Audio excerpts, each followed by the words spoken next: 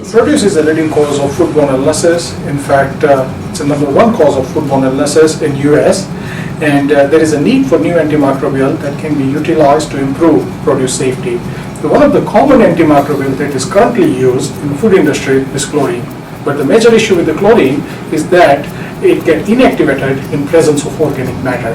So there is a need for new and improved antimicrobial agent that could be used and in the organic practices and with the produce with the clean labels, and that can also kill microorganisms effectively. We had very encouraging results, and we found that our novel antimicrobial agent, which is also approved for organic use, is effective and even more effective than chlorine, and it not only kills microorganisms, but it doesn't get inactivated in presence of organic matter.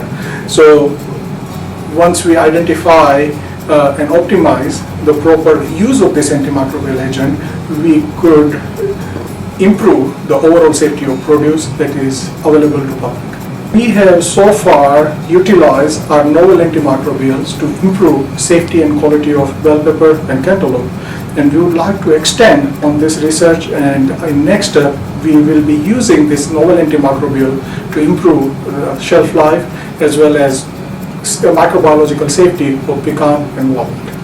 The overall impact is that with the utilization of this novel antimicrobial agent, food industry can get a new way to control foodborne pathogen from various produce, which is also approved for organic use. So overall, it's going to improve the safety of produce supply in the US.